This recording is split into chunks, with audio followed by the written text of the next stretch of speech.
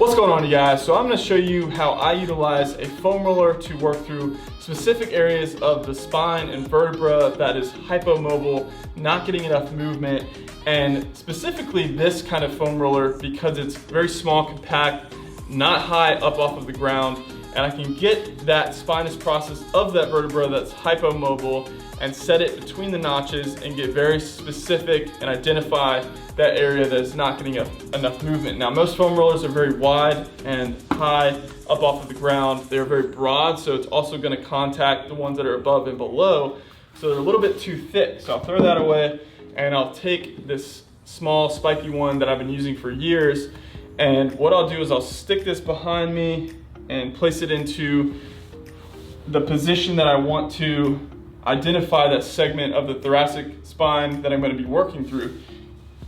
So I'm going to set myself right in the middle of that foam roller and find the spikes on each side of the spines.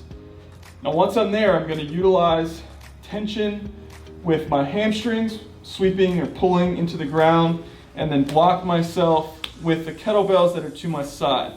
And they're heavier kettlebells so that they're not going to move.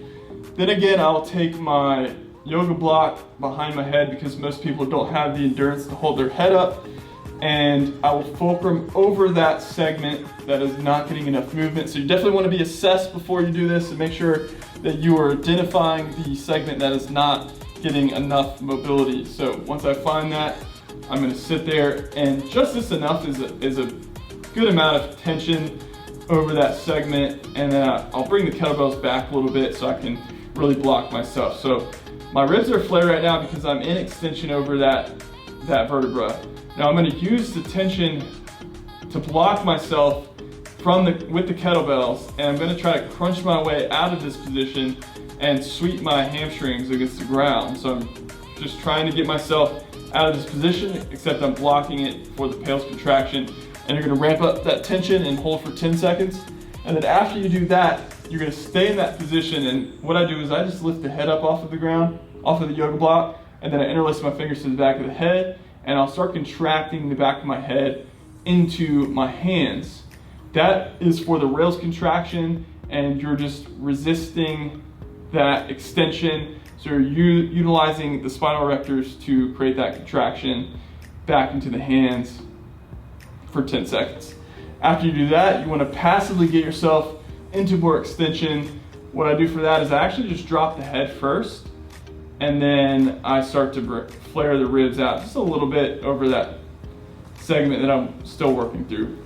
Again, I'll go through another set of pails and rails, get more extension, and then find that newly acquired range. Something else that I've been doing is adding in a little bit of a lateral bend to the side, and you can block yourself because a lot of times you find those sticking areas of that lateral bend where you can't really find that side-to-side movement, and if you couple that with extension, it's a nice little release through there. Now you also want to be able to start to utilize this with more active control, so maybe do some spine segmentation following this kind of set of pails and rails. And then also you can get to the lower back by placing the foam roller into that lower area of the spine, except it's just a little bit different.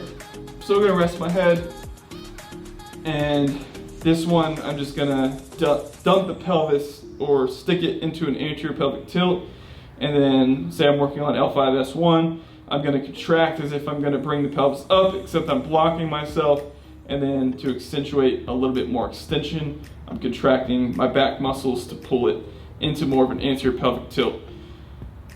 Then you want to slowly come out of that and start to work through some other positions that are going to be very useful for you. This was something that I've modified from the functional range conditioning system, where they will utilize a foam roller and doorway or a rack. You can use that as well. It's just something I found to be very, very useful with the foam roller. If you guys liked the video, like, comment, subscribe, and I'll check you guys on the next one.